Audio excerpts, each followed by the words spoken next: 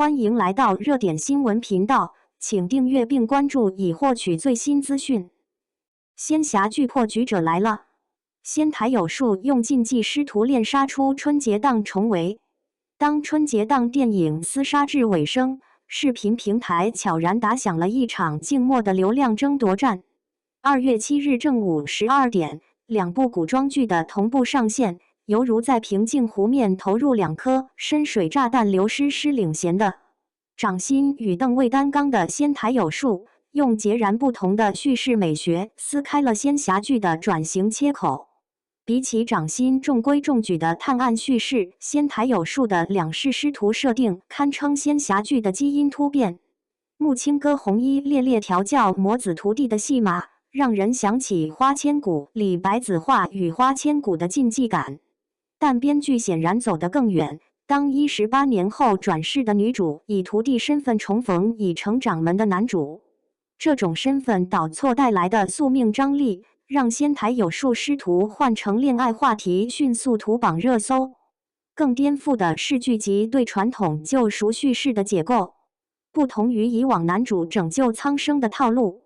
剧中木青哥为封印灵泉牺牲后，苏一水闭关18年的自毁是赎罪，将仙侠剧的悲情美学推向新高度。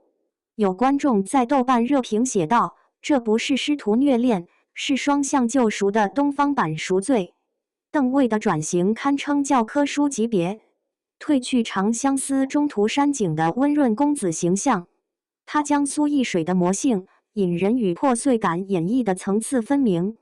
尤其是闭关18年后初见转世爱人的那场戏，从指尖颤抖到眼眶泛红的微表情管理，让邓卫演技破碎感美学话题阅读量一夜破亿。像韩芝的表现同样令人惊喜。00后的他既要诠释飒爽师尊的杀伐决断，又要驾驭转世少女的灵动天真，在红衣绿裳间切换自如。其红衣舞剑的片段被 B 站 UP 主二创后，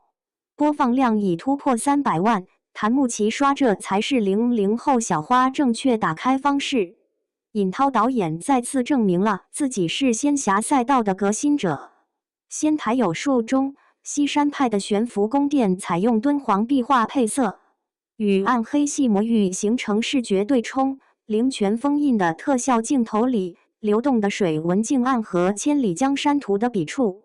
这种将传统美学与现代 CG 融合的尝试，让该剧开播即斩获国风仙侠标杆的赞誉。在仙侠剧陷入五毛特效加流水线剧情泥潭的当下，仙台有树用电影级制作打破僵局，其动作设计摒弃了仙侠剧惯用的慢镜头，转而采用武侠片的硬核打斗，苏一水血战4大玄门的长镜头，被网友称为仙侠版一代宗师。尽管面临掌心的强势竞争，仙台有树仍以黑马之姿杀出重围。云和数据显示，其用户画像中18至24岁群体占比达47%，证明年轻观众对创新仙侠叙事的渴求。易安咨询分析师指出，该剧打破师徒恋必扑街的魔咒，或将开启仙侠剧 3.0 时代。当业内还在争论仙侠剧是否已死时，仙台有树用6000加的站内热度给出答案。不是观众厌倦了仙侠，而是市场太久没有拿出够分量的创新之作。就像剧中那棵贯穿时空的仙台树，真正的爆款永远在颠覆与传承间找到平衡点。